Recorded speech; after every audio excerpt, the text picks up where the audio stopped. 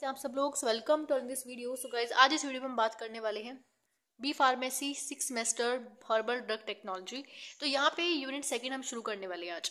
तो unit first already complete हो चुकी है, नोट्स भी मैंने टेलीग्राम पे अपलोड कर दिए, ठीक है। सो यहाँ पे आज हम यूनिट सेकंड शुरू करने वाले हैं, जिसमें हम बात करने वाले हैं न्यूट्रास्यूटिकल्स के बारे में। तो देखो, ये आपका पूरा सिलेबस रहेगा, ठीक है। आई होप आपने सिलेबस आपने ओपन करके देख लिया होगा। तो यहाँ पे न्यूट्रास्यूटिकल पहले आपके इसमें आता है, ठीक है। न्यूट्रास्यूटिकल में आपको देखना है कि इसमें जनरल एस्पेक्ट क्या है, मार्केट में कौन कौन से प्रिपरेशन आपके पास अवेलेबल है, ग्रोथ कैसी हो रही है इसकी, ठीक है। स्कोप क्या है, types of product available in the market, ये हम देखना है। इसके हेल्थ बेनिफिट क्या है, रोल ऑफ न्यूट्रास्यूटिकल्स का क्या है, ठीक है। और यहाँ पे बेसिकली हम डायबिटीज, CVS जो होते हैं डिसीज होती हैं, कैंसर, इरेगुलर बाउल सिंड्रोम, ठीक है, गैस्ट्रिक इंटेस्टाइनल डिसीज, इन सब में इसका रोल होता है बेसिकली न्यूट्रास्यूटिकल्स का। नेक्स्ट वीडियो होगी, देखो ये जो यूनिट है आपको 3 वीडियोस में मिलेगी, ठीक है। पहले में हम न्यूट्रास्यूटिकल देखने वाले हैं आज, और जो नेक्स्ट वीडियो आएगी उसमें हम study of following herbs and herbs as a health food, ठीक है। तो इसमें आपके पास जितनी भी 10 to 11 आपके पास ड्रग दी हुई है, टोटल 10 ही है। तो यहाँ पे हर्ब्स जो आपको दी है, इसको पढ़ना है, इसके बारे में पढ़ना है आपको। इसमें इसका जो बायोलॉजिकल सोर्स देखना है, फैमिली देखनी है, इसके यूजेस देखने क्या होता है, ठीक है, पर्टिकुलर ड्रग का देखना में। नेक्स्ट हम जो थर्ड वीडियो होगी इसमें हम बात करेंगे हर्बल ड्रग्स एंड जो हर्ब्स फूड इंटरेक्शन होते हैं वो हम देखने वाले हैं, ठीक है। तो ये सारा इसमें सिलेबस रहेगा टोटल। सो आज हम देखने वाले हैं न्यूट्रास्यूटिकल्स। तो इसको हम आज पूरा कंप्लीट करने वाले हैं। बहुत ही ईजी टॉपिक है और आपको बहुत ही पढ़ के ऐसा लगेगा कि ऑलरेडी आपको ये पता था, ठीक है, बस आपको बस पढ़ना है एक बार। तो न्यूट्रास्यूटिकल अगर आप बेसिकली देखोगे, थोड़ा सा इंट्रोडक्शन अगर हम बात करें, तो जैसे फार्मास्यूटिक्स होता है, देखो फार्मास्यूटिक्स कैसे होता है कि ड्रग्स की उसमें हम ड्रग्स के बारे में बात करते हैं। इसमें हम बेसिकली देखो, न्यूट्रा जो वर्ड है ये रेफर करता है न्यूट्रिशन को, और ये किस लिए होता है, रिक्वायर्ड फॉर हेल्थ, ठीक है। और यहाँ पे जो सूटिक्स है वो प्रोडक्ट यानी मेडिसिन और ड्रग्स को यहाँ पे रेफर कर रहा है। तो यहाँ पे न्यूट्रास्यूटिकल जो होते हैं आपकी हेल्थ बेनिफिट के लिए होते हैं, प्रमोट करते हैं हेल्थ को, प्रिवेंट करते हैं, ट्रीटमेंट भी करते हैं बेसिकली ये, ठीक है। जैसे आप आगे देखोगे डायबिटीज, CVS, कैंसर जैसे डिसीजेस को ये ट्रीट करती हैं, और बेसिकली प्लांट बेस्ड होते हैं, ठीक है। तो इस तरह से आप फ्लो चार्ट में बना सकते हो। इसमें एग्जाम्पल जैसे आप देखोगे ना, इसमें हम एलोपैथी का इस्तेमाल नहीं करते, देखो जैसे हमने पहले ऊपर बताया कि प्लांट बेस्ड रहता है ऊपर, ठीक है। अब यहाँ पे जैसे आपको एग्जांपल, आपके घर में जिंजर जो होता है, जिंजर आपके जो होते हैं कार्बोनेटिक प्रॉपर्टीज रखता है, और न्यूट्रास्यूटिकल तो है ही, आप अपने घर में खाने पीने में इसको इस्तेमाल कर रहे हो, ठीक है। स्पैरुलिना हो गया, अश्वगंधा हो गया, तो ये सब हमारी क्या है, एज ए न्यूट्रास्यूटिकल्स को फंक्शन शो करते हैं। तो यहाँ पे न्यूट्रास्यूटिकल की डेफिनेशन क्या है, एज अ फूड और part of food that provides the medical health benefits including the prevention, treatment of the diseases and promotion of health, ठीक है। and it was discovered by Dr. Stephen D. Fallin in 1989 में, and he was a chairman of the Foundation of Innovation in Medicines। Next हम देखते हैं कि nutraceuticals के advantages क्या है। एक तो वो अफोर्डेबल है, ठीक है। जैसे हमने देखा कि ऑब्वियसली बात है, प्लांट बेस्ड जो प्रोडक्ट्स होते हैं वो थोड़े से आपके पास क्या होते हैं, कम महंगे होते हैं, ठीक है। अगर हम as compare to allopathic medicine देखें ना, तो एलोपैथिक मेडिसिन तो बहुत महंगी होती है, लेकिन ये अफोर्डेबल है, ठीक है, यानी आपको अवेलेबल भी इजीली हो जाते हैं ये, and improve medicine condition and less side effect होते हैं इसके, अवेलेबल विदाउट प्रिस्क्रिप्शन। ऐसा नहीं है कि आपको प्रिस्क्रिप्शन लेके जाना पड़ेगा कि प्लीज मुझे ये दो, मतलब समझ गए आप लोग, ठीक है। अब डिसएडवांटेजेस क्या है कि यहाँ पे इसकी पोअर बायोबिलिटी होती है, और यहाँ पे क्वालिटी एंड रेगुलेशन इश्यूज होती हैं इसकी। अगर हम बात करते हैं कि न्यूट्रास्यूटिकल्स के सोर्सेज कौन कौन से हैं, पहले हम बात करते हैं यहाँ पे माइक्रोबियल फर्मेंटेशन के थ्रू हम इसको ले सकते हैं, बना सकते हैं, ठीक है। सिंथेटिकली यहाँ पे हम कर सकते हैं इसको, एनिमल और रीजन भी हो सकते हैं ये, ठीक है। और डाइटरी कंपोनेंट्स हो गया, ठीक है। प्लांट और रीजन हो गया, प्लांट और रीजन में आपका डाइटरी कंपोनेंट्स और आपका सेकेंडरी मेटाबोलाइट्स हो गए, ठीक है। और नेक्स्ट हम बात करते हैं इसकी ग्रोथ ऑफ न्यूट्रास्यूटिकल्स, ठीक है, यानी कितनी आपकी ग्रोथ है। अगर हम बात करें ना यहाँ पे मार्केट में, अगर इन USD यानी यूनाइटेड स्टेट डॉलर के अकॉर्डिंग, ठीक है, यहाँ पे 670.30 बिलियंस यहाँ पे इसकी प्रोडक्शन गई है बेसिकली, ठीक है। तो उसकी प्रोडक्शन और ग्रोथ इतनी मतलब हुई है, ठीक है, इन 2024 में, ठीक है। अगर हम बात करते हैं, most of the countries use nutraceutical in the diseases like diabetes, health problem, and nutraceuticals products are produced under good manufacturing practices, GMP। इसके बारे में हम आगे, वैसे हमने इसके बारे में देखो GMP वैसे आपने पढ़ा भी होगा, जूरिस में आपने पढ़ा होगा, गुड मैन्युफैक्चरिंग प्रैक्टिसेस, ठीक है, इसके अंदर इसकी प्रोडक्शन होती है। नेक्स्ट हम बात करते हैं, nearly 6.1 billion peoples trust on the healing power of the plant based material for many reasons like a safety, availability, less side effect and believe in the traditional cure। देखो यहाँ पे जो अगर हम इंडिया की बात करें तो न्यूट्रास्यूटिकल मार्केट में मतलब इसका क्या वो है, ग्रोथ क्या है इसकी, has been growth at the component annual growth अगर आप देखोगे 20% इसकी बढ़ रही है, ठीक है। तो नेक्स्ट है entry of Ayurveda products from a various companies, जैसे आपका आयुष मैंने आपको पहले बताया था, डाबर जो हो गया, ठीक है, पतंजलि बहुत पतंजलि का बहुत देखोगे इतना प्रोडक्ट्स आते हैं कि उसके जगह जगह पे अवेलेबल हो गए। अब आप देखोगे उसमें बिस्किट्स हो गए पतंजलि के जितने भी आपके जो आपके चिप्स वगैरह जो होते हैं, हर कुछ पतंजलि का बहुत अवेलेबल हो गया, ठीक है, मार्केट में। सो यहाँ पे उसकी ग्रोथ के बारे में लिखा हुआ है कि कितना इसने ग्रोथ की है। नेक्स्ट हम बात करते हैं इसके स्कोप के आगे फर्दर, ठीक है। पहला है टू एक्टिवेट इम्यूनिटी, इंड्यूस करता है मैचुरेशन एंड स्ट्रेस मिटिगेशन करता है, and to reduce the anti nutrition factor feed consumption and anti malaria इसकी जो है कैपेबिलिटीज के पास है, ठीक है।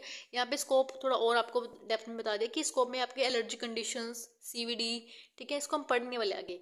कुछ बीमारियों में जो न्यूट्रास्यूटिकल बहुत हेल्पफुल होते हैं तो उसको हम डिटेल में देखने वाले हैं। इन्फ्लेमेशन, कैंसर, और यहाँ पे ऑक्सीडेटिव जो आपका स्ट्रेस होता है, एंटी डायबिटिक, ठीक है, आर्थराइटिक हो गया, और यहाँ पे GI जो डिसीज होती हैं बेसिकली उसमें इसका स्कोप है।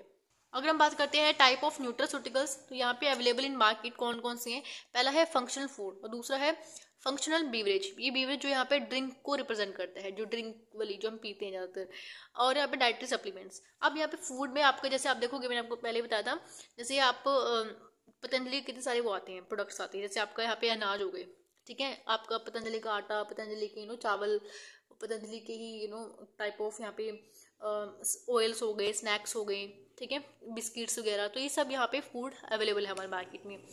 फूड अगर हम बात करते हैं फंक्शनल बेवरेज, तो यहाँ पे एनर्जी ड्रिंक्स, स्पोर्ट ड्रिंक्स हो गए, टी हो गया, कॉफ़ी हो गया, आपके जो फर्टिलाइज जूसेस होते हैं ये सब अवेलेबल हैं। डाइटरी सप्लीमेंट्स भी जैसे vitamin, minerals, fatty acid, enzyme आपका बॉटनिकली। नेक्स्ट अगर इसकी एक क्लासिफिकेशन आती है, इसमें भी तीन तरह से दिए, न्यूट्रिशन से, हर्बल से और डाइटरी सप्लीमेंट से। न्यूट्रिशन में आपका जो है these are the substances that established nutrition function, इसमें कुछ न्यूट्रिशन फंक्शन होते हैं जैसे vitamin, minerals, amino acid, fatty acid, ठीक है।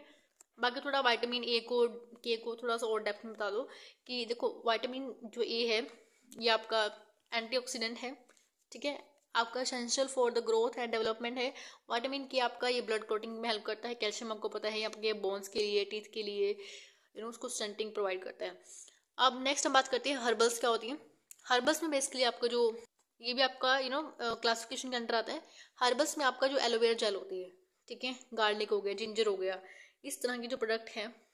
एलोवेरा जो है एंटी इन्फ्लेमेटरी है, ठीक है, एक इमोलेंट है आपका और हीलिंग आपको बेसिकली करता है ये।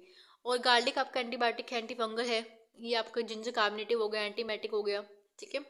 और यहाँ पे अगर बात करते हैं डाइटरी सप्लीमेंट्स की, these are the authors which are obtain for externally form of dietary. तो यहाँ पे हम इसमें प्रोबायोटिक्स हो गए हमारे, बैक्टीरियल क्लेम जैसे कि आपके प्रोबायोटिक की गट हेल्थ के लिए होती है, एंटी ट्यूमर्स की होती है प्रॉपर्टीज, ठीक है।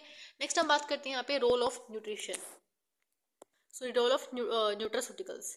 देखो न्यूट्रास्यूटिकल का रोल वैसे बहुत सारी जगह पे है अकॉर्डिंग टू रिसर्च। तो यहाँ पे nutraceutical play an important role in determination, prevention, treatment of diseases, जैसे आपकी डायबिटीज, CVS, बोवल सिंड्रोम हो गया, ठीक है, तो लिखा हुआ है यहाँ पे सारा, कैंसर वगैरह इसमें सारा ट्रीट करती है। अब इनको 1 बाय 1 ये आपके सिलेबस में मेंशन है, डायबिटीज, CVS जो होता है, कैंसर, पहले थोड़ा सा इसको इन सब डिसीज के बारे में थोड़ा थोड़ा लिखना है, ठीक है, कि डायबिटीज क्या होती है, ठीक है। उसके बाद फिर इसकी मतलब एक तरह से लिखना है कि प्रिवेंशन कैसे, ट्रीटमेंट कैसे कर सकते हैं इसका अकॉर्डिंग टू न्यूट्रास्यूटिकल जैसे उसमें मेंशन है, ठीक है। इसमें हम एलोपैथी को लेकर ही चलेंगे। तो यहाँ पे आपका पहला आता है डायबिटीज।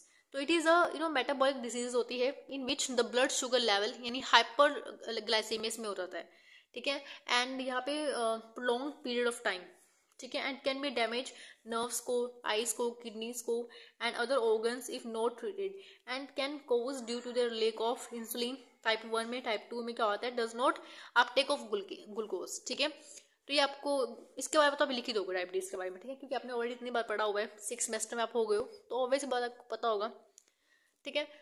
और भी अगर आपको थोड़ा डिटेल में लिखना है उसके बारे में लिख देना, ठीक है। अकॉर्डिंग टू आपको देखना है कितने मार्क्स का क्वेश्चन है। नेक्स्ट हम बात करते हैं इसका प्रिवेंशन और ट्रीटमेंट क्या है।